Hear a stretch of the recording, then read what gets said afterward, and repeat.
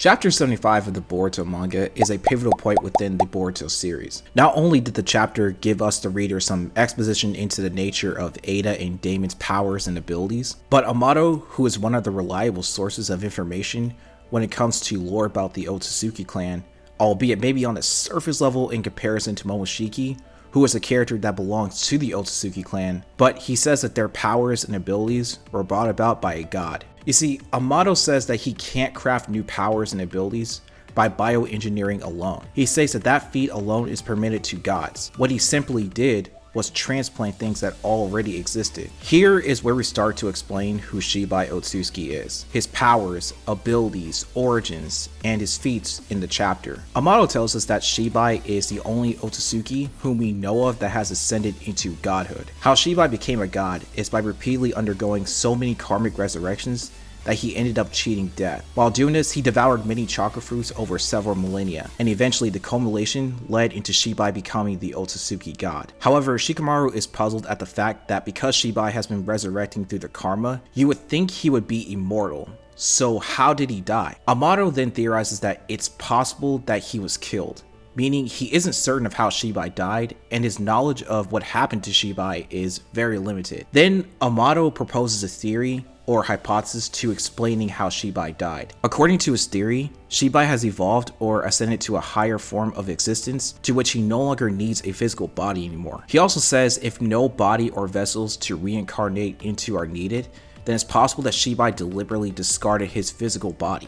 I'm going to do a little bit of some speculating here. I believe this is because of the chakra fruits that Shibai has been vicariously consuming throughout the several millennia he's been alive. If you don't recall, Otsutsukis are beings that evolved through eating chakra fruit. When they eat the chakra fruits, they constantly update themselves or evolve to gain new powers and abilities. In Boruto chapter 46, Amato had defected to Konoha to become their allies, and during his interrogation, he gives some information on what the chakra fruits are, and tells us that the chakra fruits are lumps of tremendous chakra and genetic information. Otsutsuki's constantly update themselves by eating them. Keep in mind, chakra fruits are tremendous lumps of power. This means every time an Otsutsuki eats a chakra fruit, all that power is now being stored into them, and the genetic information that is contained within the fruit could be the result of how they're able to develop new dojutsu powers and abilities from the planet that the god tree has drained from into the fruit. And speaking of powers and abilities, let's talk about Shibai's powers and abilities now that we got his origins out of the way. Now I'm going to rephrase this in a different way. Shibai has various powers and abilities, but two of those abilities are the Senrigan and the Reflection Shinjutsu. I explained at the beginning of the video that the two individual abilities that Ada and Damon possess are transplanted into them from Shibai's remains. Now, let's briefly go over both abilities, but first let's start off with the Senrigan. The name Senrigan translates to clairvoyance. This ability allows Ada to peek in on all things that are happening across the world. She can also hear and review conversations as if she were there herself, meaning she can project her consciousness anywhere at any time. The Senrigan allows her to browse past events, but she can't see events that took place prior to her birth, meaning she can only look 16 years into the past. Ada also has an enchanting love charm ability that makes anyone fall in love with her the moment they make eye contact with her. However, this ability only affects Otsutsuki and blood relatives, like Boruto, Kawaki, and Damon, her little brother. And speaking of her little brother Damon, he possesses the Reflection Shinjutsu, which is a remarkable Shinjutsu ability. This power allows them to instantly redirect an opponent's attack back at them, even without conscious intent or awareness. However, Damon must physically touch someone with his hands for this ability to work, and it can't be activated against a different person than the one attacking him. The strength of the reflection depends on the intensity of the attacker's killing intent, and even thoughts of harming Damon can trigger the reflection. Now that I've explained both Ada and Damon's powers and abilities,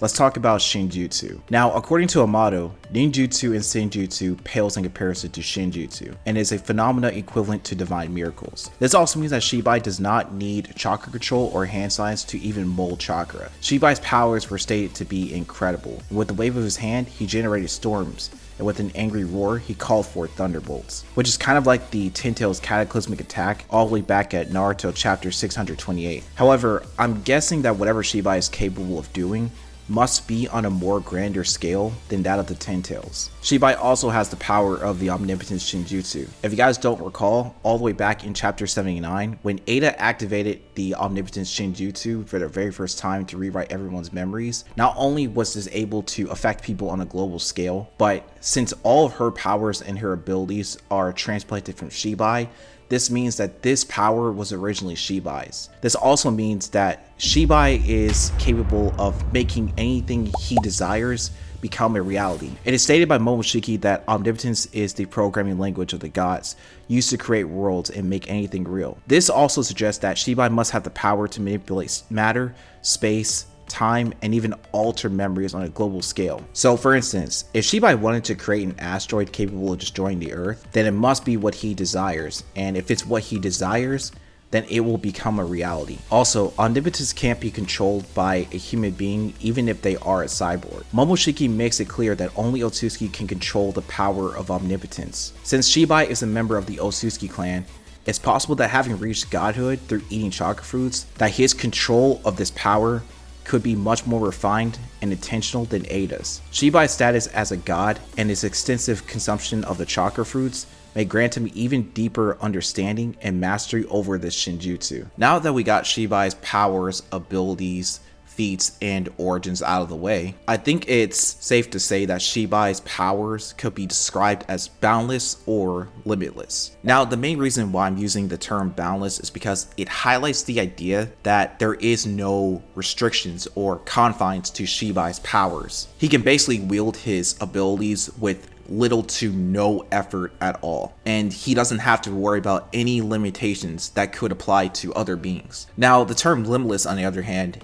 has a similar meaning to the word boundless. This suggests that there is no cap to Shibai's potential, and he can literally go beyond the boundaries of what is considered possible in his own universe. Now, I have no idea whether or not if Shibai will be considered fourth dimensional or higher, but I'm gonna leave that up to you guys in the comment section down below. But since you guys made it this far into the video, please like the video, subscribe to the page, and hit that notification bell icon. Also, 92% of you guys are not subscribed to the page. Let's go ahead and let's change that. But seriously, is Shibai 4D or higher? Let me know in the comments down below. And thank you guys for tuning into this video. This is the Immortal Phoenix, and I'm signing right out. Peace out, guys.